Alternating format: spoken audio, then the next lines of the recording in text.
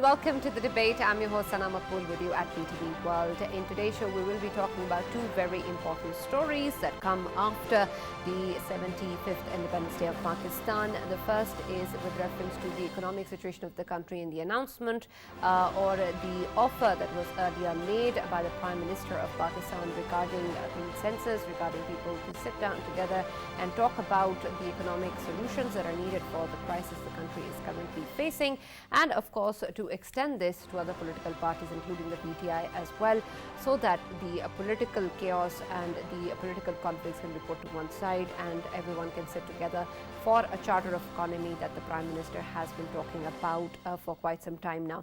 He said this again on the eve of the country's Diamond Jubilee, and on the same day we saw that the PTI leadership also had its own rally in Lahore, and the PTI leadership also gave its own comments and claims regarding what is happening in the country, who's responsible, and of course the kind of narrative that it has been talking about in the past as well.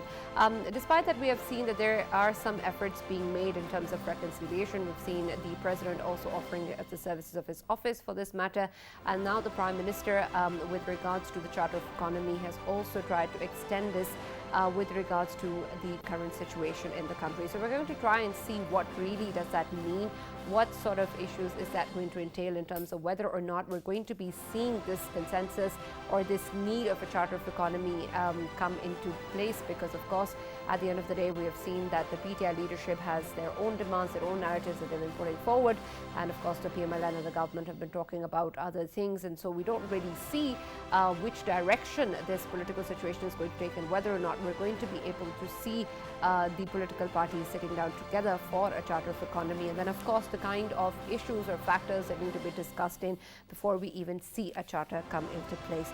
That is going to be our first segment of the show today. The next one is going to focus on the 1 year of a Taliban rule in Afghanistan after the US troop withdrawal last year, and we have seen of course that since then there has been a lot of issues and a lot of crises in Afghanistan, which was already suffering in a 20-year-old war, and we've seen that because of the Taliban regime's lack of international recognition that hasn't been given yet, and of course other issues regarding the economy and the economic situation of the country, we have seen the people of Afghanistan suffer even more, and that of course there is the humanitarian crisis that the people are dealing with. All of this has of course worsened in terms of the frozen assets that still continue to be existing in US accounts, and we've also seen that the US after completing its withdrawal has not really taken any form of accountability or responsibility or perhaps a reviewing or an analysis of what really has happened in Afghanistan and whether or not we're going to be seeing any proactive approach from the US or the other Western countries in terms of alleviating the people of Afghanistan from their suffering. At the same time, we haven't really seen the Taliban regime fulfill their promises that they made to the international community, and we see of course terrorist threats increasing not only in Afghanistan but in the neighborhood as well. So we're going to take a look at the entire year of the Taliban rule and try and understand it in the context of the 20-year-old war, what had happened in Afghanistan previously, whether or not it's still comparatively a better period for the people of Afghanistan. Are we moving towards a better direction? Can we do or take any measures that will help the people of Afghanistan without international recognition as well, without moving towards areas which seem to be dead ends at the moment? So that's going to be our second segment of the show today. For this and more, of course, we've been joined in the studios by Farrukh Pitafi and Faisal. And for our first segment regarding the Charter of Economy and the political and economic situation of the country, we've been joined on Skype by Dr. Kaisa Bengali. He's an economist, and thank you very much, Dr. Kaisa, for being with us. And we're also going to be joined by Dr. Waqar Ahmed, who's Deputy Director SDPI, very soon on telephone line. But let me begin with you, Dr. Kaisa. When we look at, of course, the economic situation of the country, this is something that is a matter of concern for everyone in Pakistan. And of course, we have seen since the start of this year the situation deteriorating and a lot of issues emerging in terms of what needs to be done. At the same time, we've seen the political situation of the country also deteriorating, and the need for a charter of economy or a fundamental change in terms of bringing in economic reforms as something that is time and again reiterated as to be the most important step moving forward. However, because of the way that the political situation keeps on unfolding, we don't really see things moving closer in that direction. Now we've seen that perhaps there are moves being made in terms of reconciliation. We've seen that from the president. Now the prime minister has also offered a charter of economy. Is this even a possibility when we further move on, of course, and talk about what really is going to be part of the charter of economy? Let us first begin whether or not we'll be able to even actually sit down. What do you think? There has been an implicit charter of economy for the last 20 years. All stakeholders, whether it's the military, bureaucracy, all political parties, business community, the common consensus among all of them has been to run the economy by taking loans. Now, that we have run into a dead end, that road. So it is not a question of 2 or 3 political parties agreeing to sit down together. The military has to be on board, the bureaucracy has to be on board, the business community has to be on board. There has to be a national consensus on what the vision of this country is and where do we want to take Pakistan and where do we want to take the economy. The political ups and downs doesn't matter. There are many countries where this is ongoing. Italy is one country, Belgium is another country, and there are a few others where there is massive political upheaval, but the economy keeps functioning because there is a national consensus on how the economy is to be managed. Right. So what seems to be the problem here? The problem is that the major stakeholders don't have a vision. The vision for the last 40 years has been to build up the state institutions at the expense of the economic infrastructure and to finance this set of economic policies with loans. That is the problem. And that has to change. And that has to change with all the stakeholders that I have mentioned. All right. Let me also welcome in the debate Dr. Waqar Ahmed, who's Deputy Director STPI, has joined us on telephone 9. Dr. Waqar, welcome to the debate. Can you hear me? Hearing me? Dr. Waqar, can you hear me? Yes, I can hear you. Right.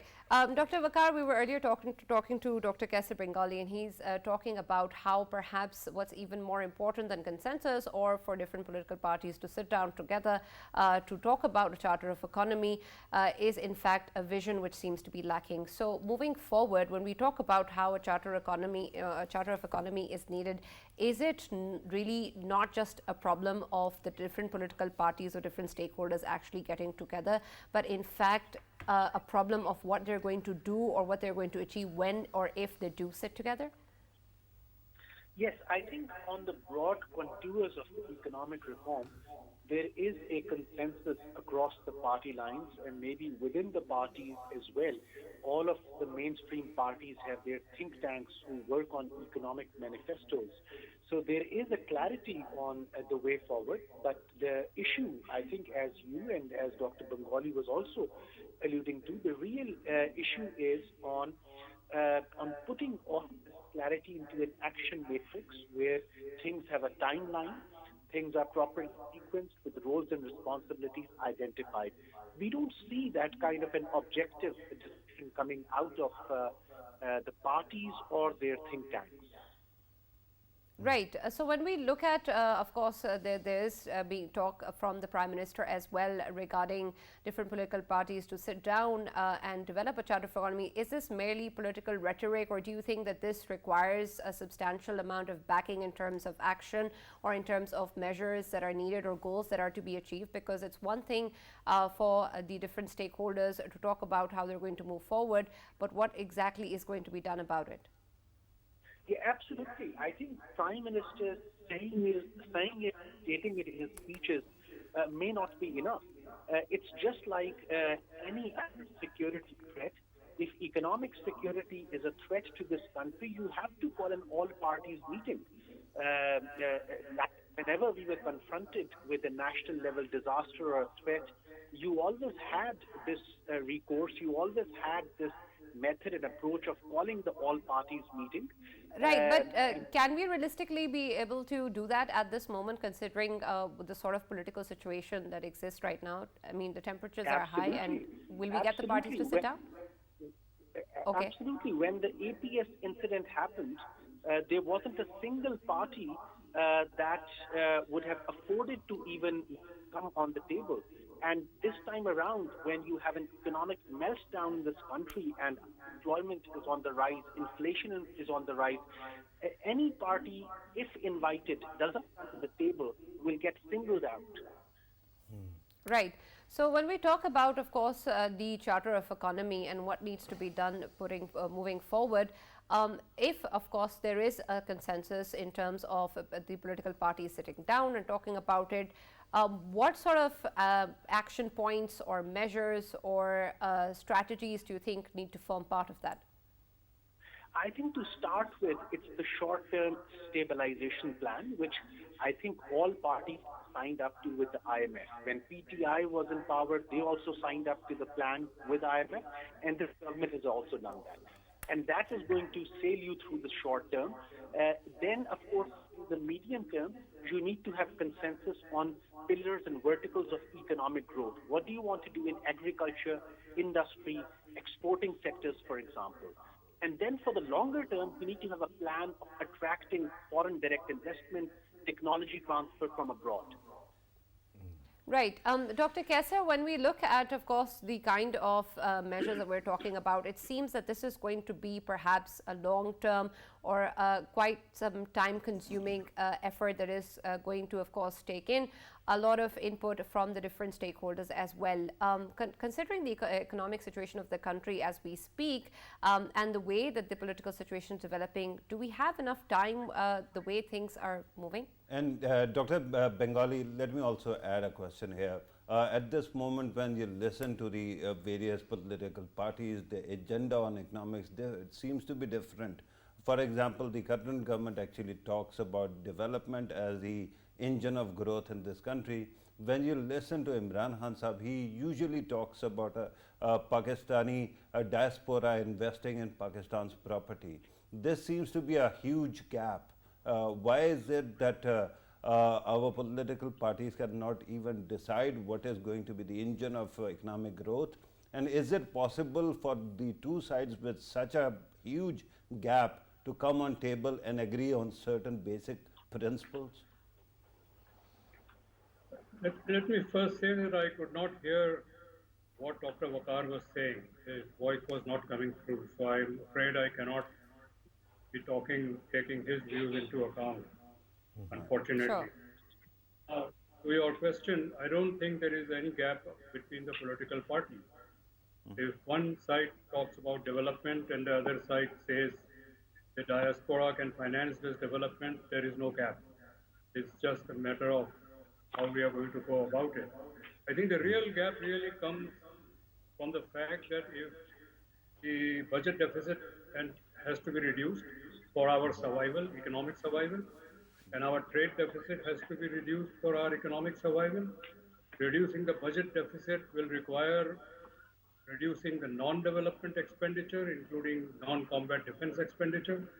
Now, if you want to civilian side expenditure reduction will require the concurrence of the bureaucracy, because about 20 divisions will need to be abolished. These are divisions that come under the 18th Amendment concurrent list. The concurrent list has been abolished, these ministries have not been abolished, and they have to be abolished to save expenditure.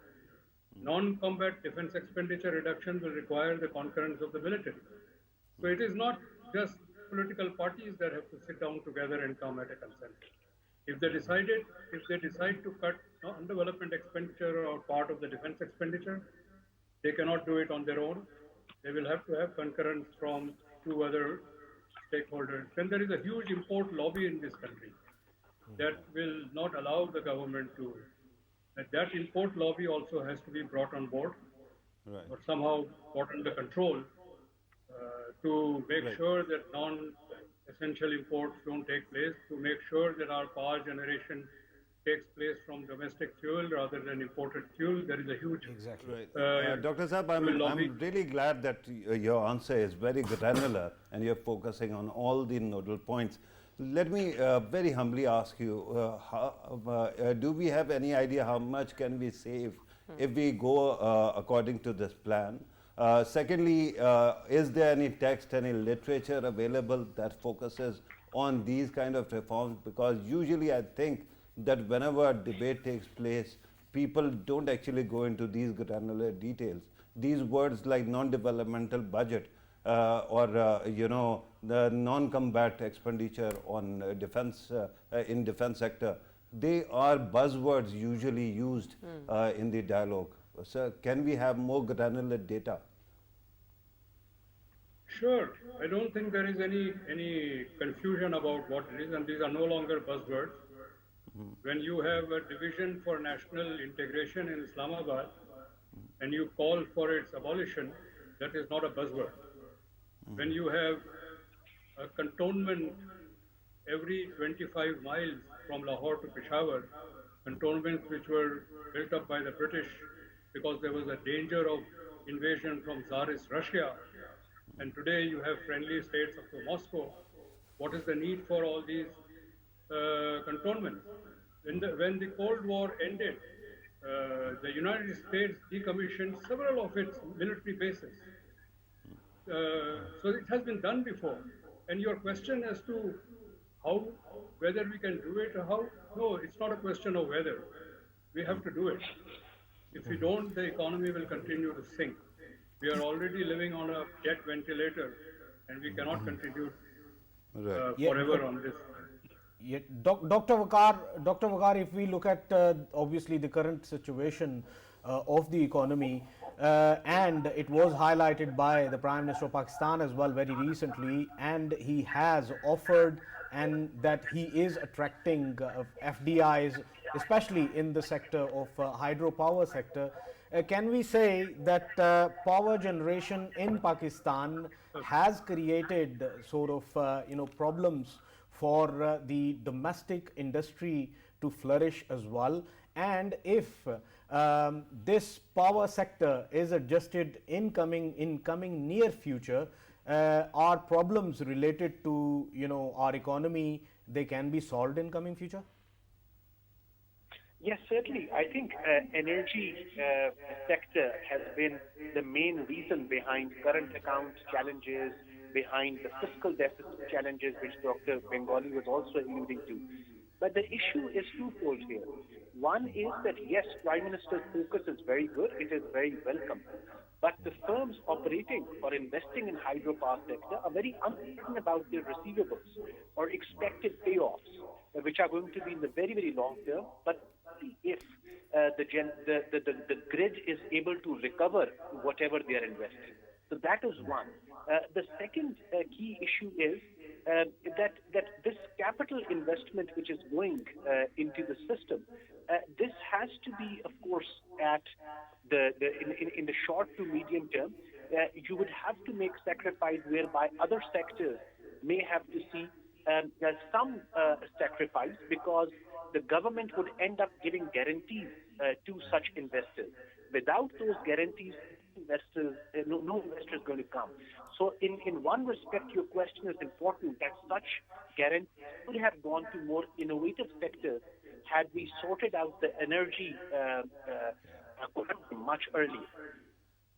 Right. Yeah, Dr. Kessa, by the looks of it, we are sure that obviously IMF deal will go through, and we remember that our friendly nations, our friends, they are interested in pouring money as well into Pakistan once IMF goes a green signal ahead.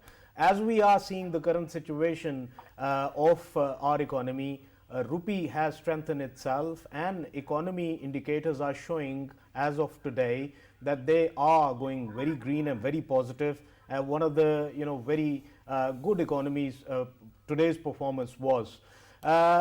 can we expect that in coming days, of course, with the IMF green signal, we will further strengthen our economy because our friends would be pouring in money as well? And Dr. Bengali, considering the fact that we are seeing these positive indicators in the rupee appreciating, is this based on something that is long-term or sustainable? Because of course there's the IMF factor and there's other factors involved in the rupee currently appreciating, but how long are we really looking at? Because it seems that this is not something that is going to last for long. Very correct, Ms. Sana. I am afraid I cannot share the optimism that has been expressed. I think for taking a bank loan or taking loans from friends and then saying the economy has turned around is just, I think, not being honest with ourselves. The economy will only turn around in the external sector if our exports rise above our imports. And that can only rise if the manufacturing sector is revived. And in the current scenario, last 20 years, the manufacturing sector has been deliberately undermined. And Pakistan has been turned into a casino economy where people are making money. A handful of families are making money from the stock market and the property market. People are selling their factories, closing their factories, and going into these speculative markets.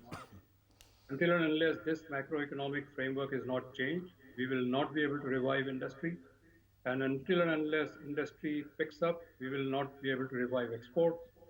So I think you are very right. These are short-term measures. The next round, when next tranche is due, we will be facing similar problems again and similar demands from IMF to do X, Y, Z. And that's, in fact, what has unfortunately happened is that our finance ministers have only one job now.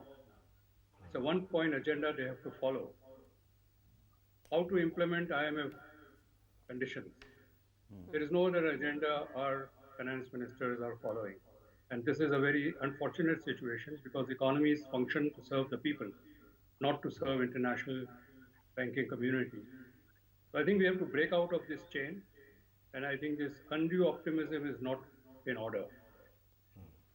And Dr. Kasser, would you add in that all of the political leaders of all of the parties, they need to be extra cautious these days in their statements because any of their statements can jeopardize it? Absolutely. I think every word spoken by the political leadership, whether in government or in opposition, carries a lot of weight. And I think every leader has to be very careful as to what they are saying, because it not only affects our local markets and our local sentiments, it also affects international viewpoint. And this goes for statements relating to the economy, relating to politics. That is certainly true. We need very responsible leadership from all ends. True. Right, absolutely. Farrukh, when we talk about what is needed at this moment, of course, there's a lot of talk of the political consensus of political parties sitting down. But there's, of course, things that should happen and things that realistically seem possible or the options on the table as well. Considering the political scenario right now and the way that we've seen the PTI talking about elections, and then we've seen, of course, the Prime Minister and the PMLN talking more about the economy and, of course, the kind of situation that is necessary at the moment, it seems that they're not really very close to coming together and sitting on the same table because they're emphasizing on completely different things at this point. So considering all of these factors, realistically, can we really see this happening anytime soon? And if not, what other immediate or damage control options do we have if we take this out of the equation? Right. Sana, I'm fascinated by this question because you're right. There's this huge gap between the two sides. And earlier, when you were talking about President's offer, at that time also President was essentially talking about the importance of debating elections, right? And that is a problem for me because we have to actually realize that elections or no elections, economy continues no matter what.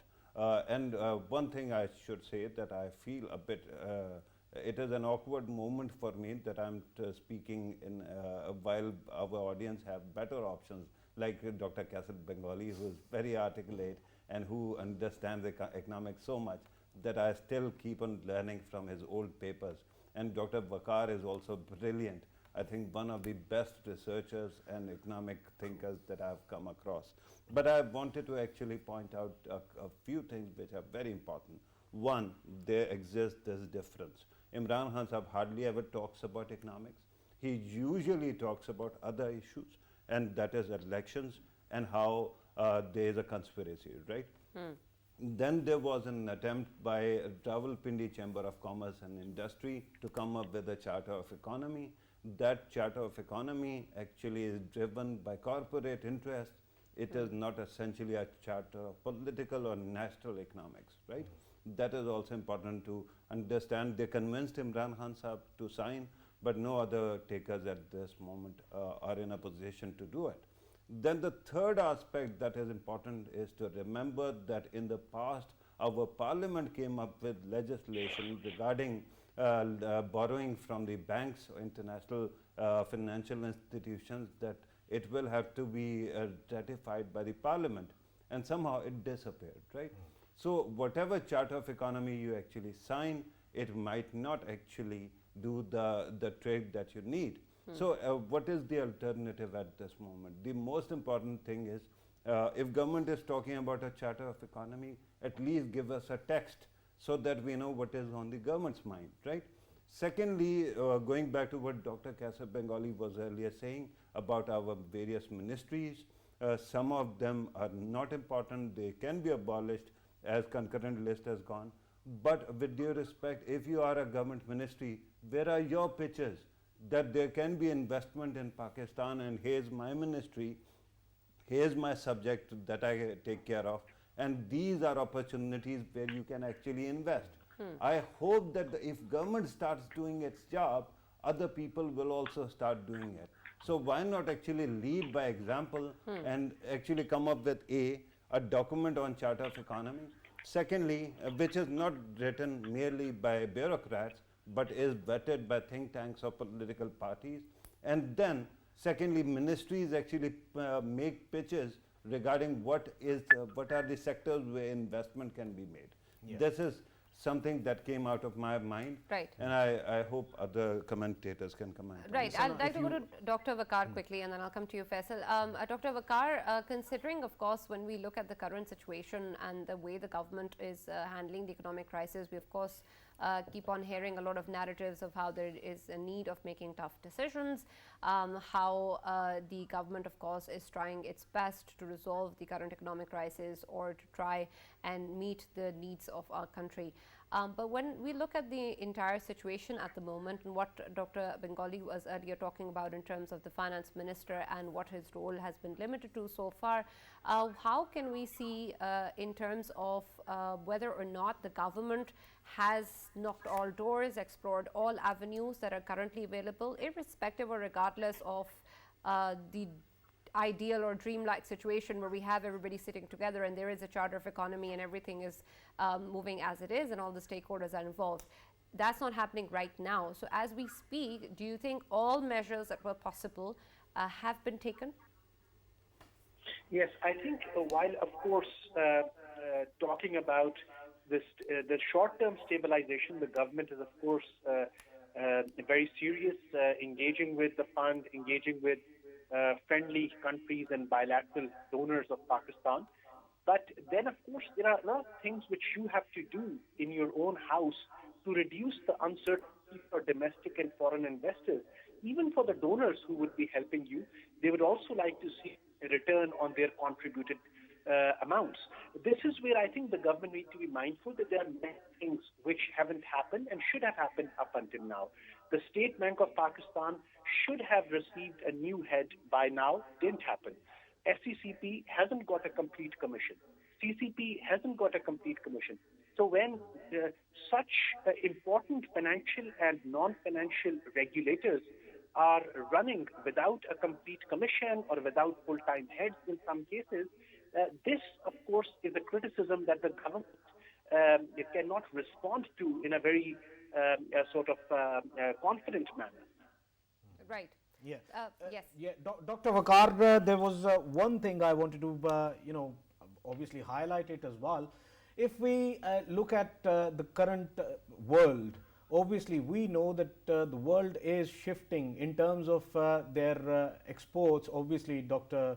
Bengali earlier mentioned that exports are important. We need to improve our exports. Obviously, for exports, we need to have our local industry all up and running. Plus, we are facing energy shortages as well. But if we look at the world, in today's world, getting the raw material and making a product and then sending that product and getting it sold, in today's world, ideas are being sold. And for that, of course, we need to put more money in research and development, and obviously in our universities as well. Are we doing it? And when it comes to e-commerce, how good are we? Because whenever we hear about e-commerce, there are unnecessary barriers. You can't pay from this mode, and it is not allowed in Pakistan. For how long we would be hearing this, sir? Is anybody investing in R&D, sir? Yes, I think a very important and well taken point. Unfortunately, my response may not be that positive. Given that currently in your PSDP, your development budget, or in the provincial ADPs, you have very weak fiscal space for R&D, which is very unfortunate. Even the universities are facing a cut in budget.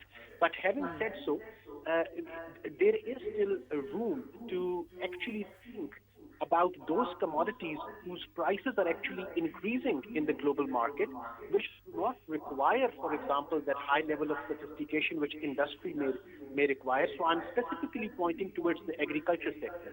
It is the food prices which have gone up in the recent past. So if in a year or two, we can really buckle up and aim to bridge in just maybe one or two crops the possible demand in our neighborhood. Right. Dr. Waqar, I'm sorry to interrupt, but we're almost out of time. I'll just take one quick question from Dr. Bengali before we conclude this segment. Dr. Bengali, of course, the government is taking a lot of measures in terms of conservation of energy. There has been measures taken, of course, on restricting imports as well. Do you think that these are helping?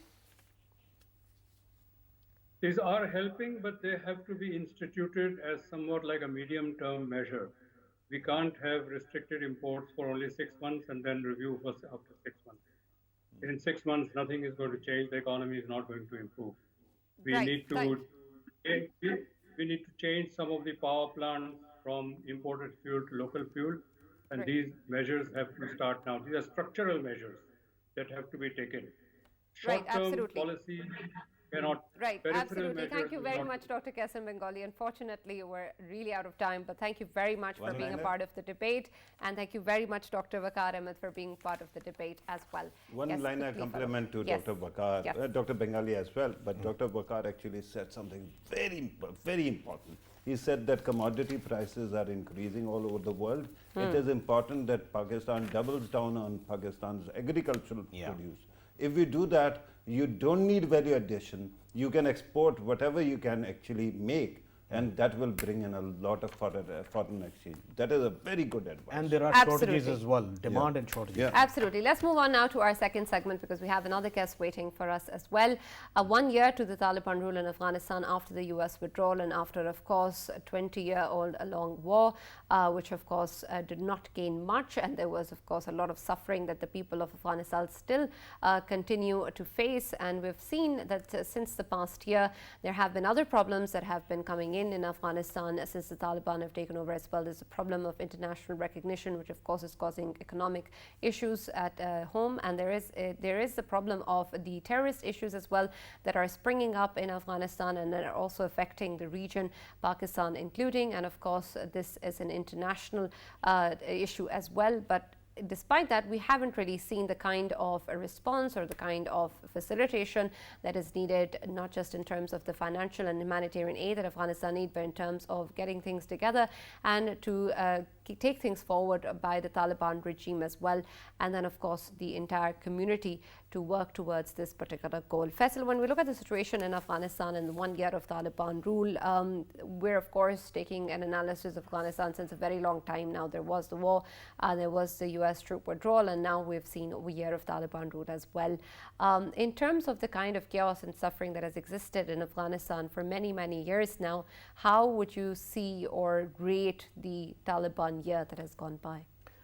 Sana, first of all, if we look at the first year of Taliban, of course, it was full of challenges and still is. And if we look at the humanitarian crisis still going on, and one worrying thing for me is that during this humanitarian crisis, of course, we are still learning from different parts of Afghanistan that the malnutrition of the kids and of the obviously the mothers, especially the newborn babies, they are obviously malnutritioned. At the same time, there is shortage of medicine in Afghanistan. That's why we are still seeing that a huge number of applications are coming for Pakistan from Afghanistan to get into Pakistan for the medical treatments still are coming. And if we look at the security situation of Afghanistan, it is all apparent that still there are challenges, especially hailing from the ISIS Khorasan and infighting as well, which is taking place. And a couple of days ago, Farrukh rightly pointed out that there is infighting, and that is quite important and a turning point as well within Afghanistan. And I think Taliban needs to look into that as well. These two factors are obviously very important. And if we currently look at the situation of Afghanistan, there are problems, there are challenges, and we being the neighbor and the concerned neighbor, we can only hope that everything gets settled. Absolutely. Let me also welcome in the debate Mr. Tariq Farhadi, who's an Afghan affairs expert. Thank you very much for joining us in the debate, Mr. Tariq. Can you hear me? Mr. Farhadi, are you with us? I think he's busy with his phone. Mr. Farhadi, can you hear me? I think if Farrukh talks, he might. Yes, because of course the last time Mr. Farhadi joined our show, Farrukh wasn't there unfortunately, so we missed him at the debate. Mr. Farhadi, are you with us? Maybe we should do a hand signal of some sort, but we'll come back to him. Let us, of course, take an analysis again of this entire year, but then from a different angle. Farrukh, when we look at, of course, the US withdrawal and the kind of accountability that has been put onto the US prior to the withdrawal as well, and then afterwards as well, how do you see that particular factor in terms of whether or not we can hold the US accountable for the kind of suffering that exists in Afghanistan today, and whether or not do you think any sort of analysis or review is even taking place in the US administration? I think the US is actually regularly evaluating what went wrong and what exactly happened, although it is not on their radar. They have moved on to other countries, other important issues like Ukraine. But remember, Sana, it is not, Afghanistan is not US territory. They had to withdraw in any case, right? So no matter how badly they actually pulled out of Afghanistan or what were the optics of it, in the end it is not their lookout.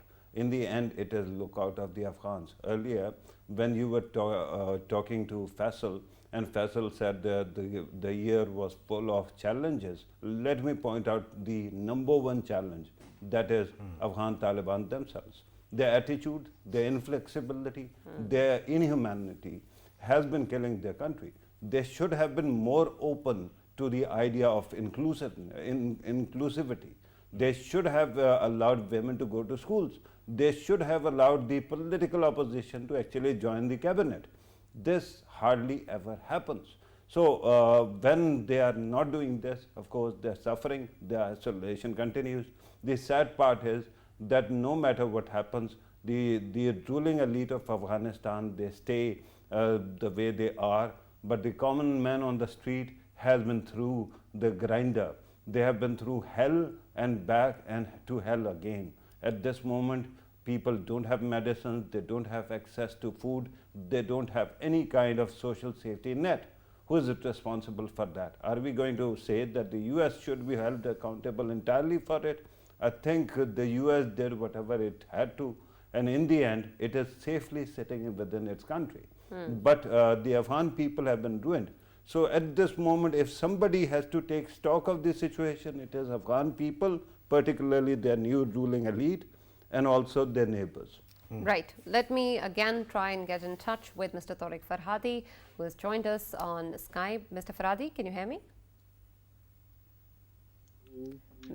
Yes. Farhadi Sahab, Assalamu alaikum. Can you hear us? Can you hear me, sir? Yes, yes, we can. Oh, sorry. Can you hear us well? All right, great. We can't see you yet, but hopefully you're with us, and if you can hear me, that's wonderful. Mr. Farhadi, we're of course, I can see you now. Great. When we talk about the Taliban rule, it has been 1 year in Afghanistan, so we're trying and taking an analysis of what has taken place since then, and of course taking a look at how we need to move forward. But for that, we also want to understand when we try and figure out who's responsible for what's going on in Afghanistan at the moment. There is a lot of blame that is going towards the US as well.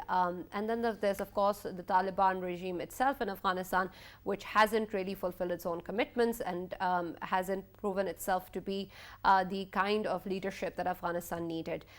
When we look at this current situation and the entire year that has gone by, how do you see this particular year in terms of whether or not the US administration or the Taliban regime can be held accountable for what is going on in Afghanistan at the moment, whether or not this 1 year in Afghanistan was significant in terms of it being perhaps more or less peaceful compared to other years in the past, and if this sets some sort of precedent for the coming years?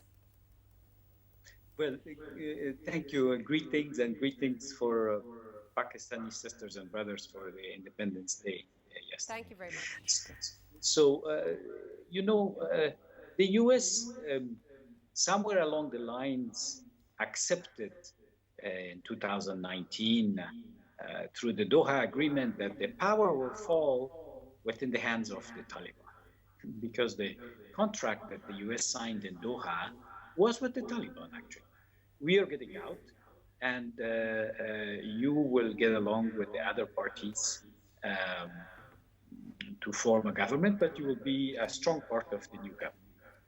Now, history did not produce itself as expected. Ashraf Ghani left, the government fell, Taliban were very strong militarily.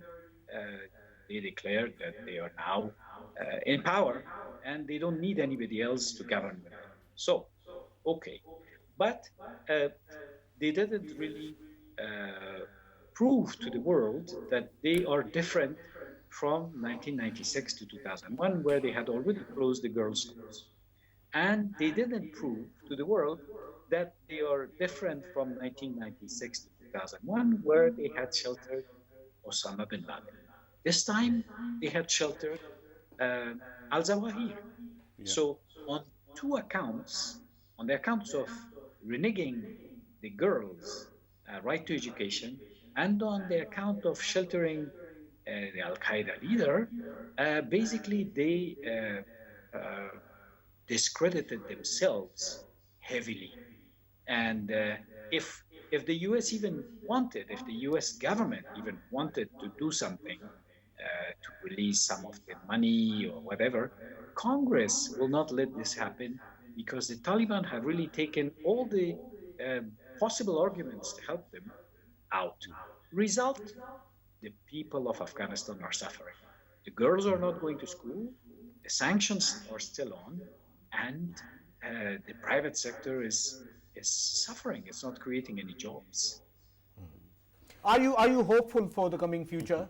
And Mr. Farhadi, before you answer that, also when you talk about the Taliban now and the previous Taliban, and there is being not much difference in terms of how it's playing out, then what solution does the world have for Afghanistan now?